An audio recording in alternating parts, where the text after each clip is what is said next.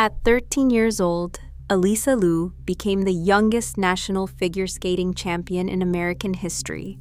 By 14, she was landing jumps on the ice that grown women on the world stage simply could not touch. She was supposed to be the future of the entire sport.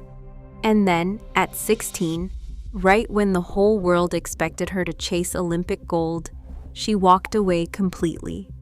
Everyone assumed she had thrown it all away. But here is what almost nobody understood at the time. The decision that looked like quitting was the smartest move she ever made. And the mindset behind it is something most women spend their entire lives never learning. So let's get into it, because this one genuinely rearranged how I think. Picture a tiny girl in a sparkling costume spinning across the ice at the Oakland Ice Center in California. Her father was a Michelle Kwan fan, so he brought her to the rink when she was 5 years old.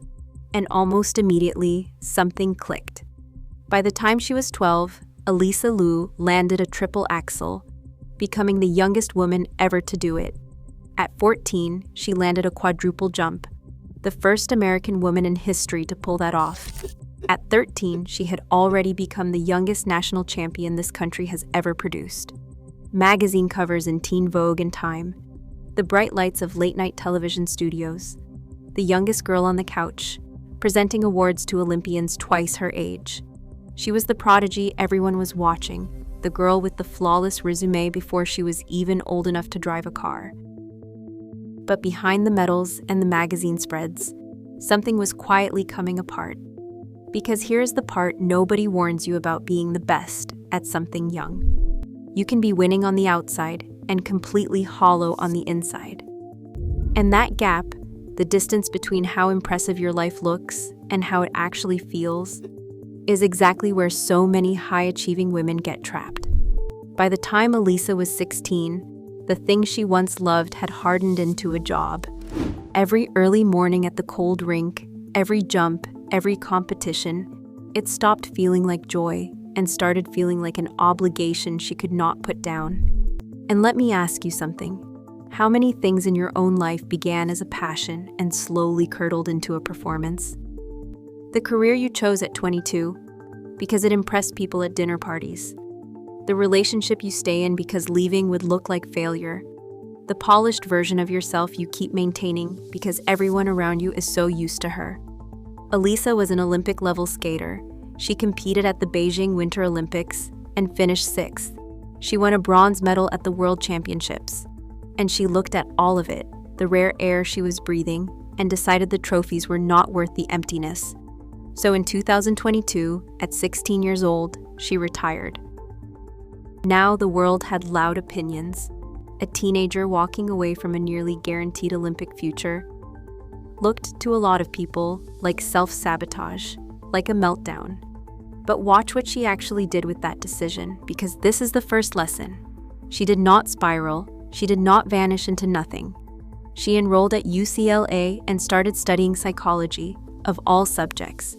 She went trekking through the snow-covered mountains of the Himalayas. She lived like an ordinary college student, walking across a green campus for the first time in her life. And later, she explained her exit in a way I think about constantly. She said that when you are stuck inside your own bubble, you cannot actually see your life clearly. You have to step back to figure out what you genuinely want. Sit with that for a second, because we have been trained to believe the exact opposite. We have been taught that stepping back is quitting, that rest is laziness, that the only respectable direction is forward, faster, more. But Alysa treated her exit as a strategy, not a surrender. The pause was not the end of her story. The pause was the part that made the rest of the story possible. She was not running away from skating. She was getting far enough away to finally hear what she wanted. And then something happened that she never planned for. On a ski trip of all places, she felt it again. That rush, that hit of adrenaline and competition she was certain she had left behind for good. A young woman carving down a steep mountain slope suddenly remembered what it felt like to want something purely for herself.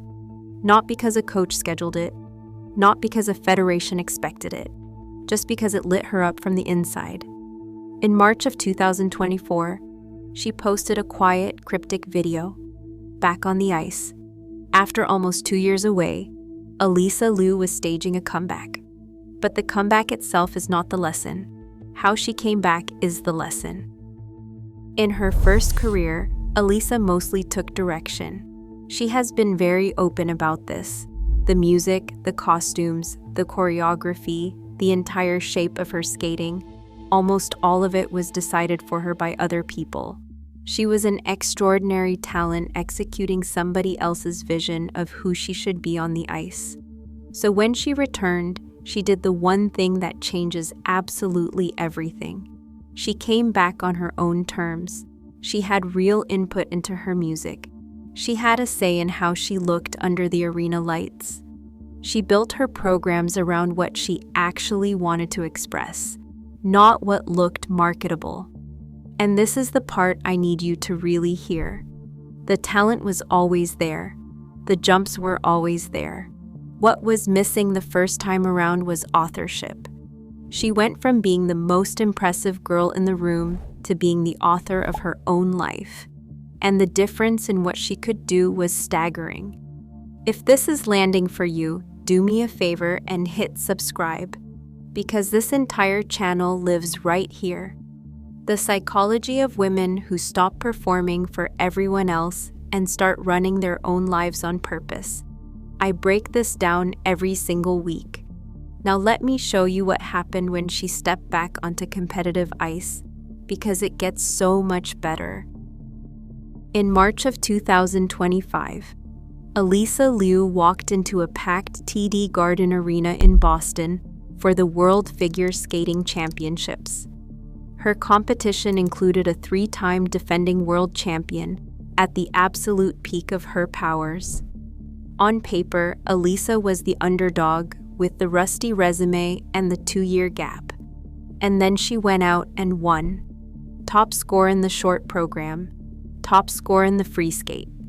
She became the first American woman to win a world title in 19 years. And here is a detail that gives me chills. She won it without the quadruple jump and without the triple axel that made her famous as a child. She did not win by rebooting the old technical machine. She won as a completely different competitor with a completely different mind. But it was not just that she won. It was how she looked while doing it. One former Olympic champion, watching from the broadcast booth, named the exact thing every athlete on earth is desperate to crack. Alysa had figured out how to compete without carrying the weight of it. She stayed loose. She stayed completely herself out there on the ice. Think about what that actually means. The old Alysa was gripping the sport so tightly that she squeezed every drop of joy out of it. The new Alysa held it loosely, and that looseness is precisely what freed her to perform at her absolute best. There is a brutal little truth buried in here for all of us. The tighter you clutch an outcome, the worse you tend to perform.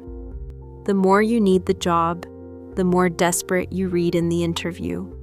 The more you need the relationship, the more you cling, and the more it slips. The more you need everyone's approval, the more anxious your whole energy becomes to the people around you. Detachment is not coldness. Detachment is power.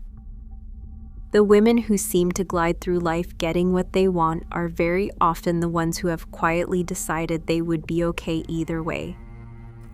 And here is my favorite detail in this entire story. After Alysa won the World Championship, after officially becoming the best in the world, she called it her starter season. Her starter season. She described the whole thing as picking up the pieces. She openly admitted she was not even sure how she had just pulled it off. Most people would milk a world title as the defining achievement of their entire life and dine out on it forever. She framed it as a warm-up, as a beginning. Now, why does that matter for you? Because the pressure we pile onto ourselves to have everything figured out, to make every single move count, to never look like a beginner again, That pressure is the exact thing crushing us into the floor. Alysa gave herself full permission to be in progress, to be a beginner at her own comeback. And that low pressure, nothing to prove energy is what let her relax enough to dominate the planet. And in case you are tempted to file all of this under nice feelings that do not actually pay the bills, let me hand you the receipts. In February of 2026, at the Winter Olympics in Italy, Alysa Liu won the individual gold medal.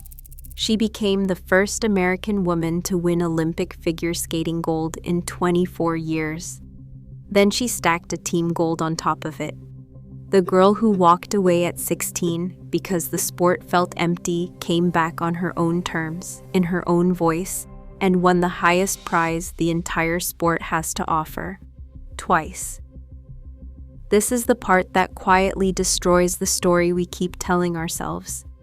We assume the grind is what produces greatness, that you have to want it so badly it physically hurts, that you have to suffer for it, bleed for it, and that joy is some soft little luxury you are allowed to feel only after the medals are already around your neck. Alysa flipped that entire equation upside down. The joy was not the reward for winning. The joy was the reason she won.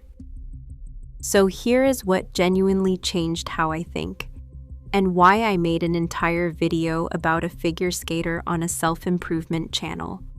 Alysa Liu's whole arc is a masterclass in 4 things we get completely backwards.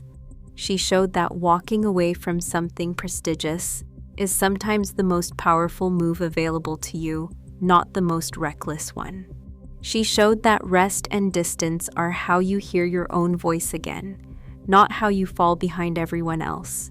She showed that doing things on your own terms beats doing them flawlessly on someone else's. And she showed that holding your goals loosely, with joy instead of white-knuckle desperation, is what actually makes a woman magnetic, and what actually makes her win. So let me leave you with the question I cannot stop turning over. Would you rather impress everyone while quietly resenting your own life? Or would you rather build a life you do not constantly need to escape from? Because those are 2 very different games, and most women are exhausting themselves playing the first one, calling it ambition. If you are in a season right now where the thing you built no longer feels like yours, you do not have to set it on fire today, but you are allowed to step back. You are allowed to ask what you actually want. Without the audience, without the resume, without the applause ringing in your ears. That question, asked honestly, is the beginning of every comeback worth having. Subscribe and stick around, because next I am breaking down the psychology of outcome independence, and why the women who seem to care the least are so often the ones who win the most.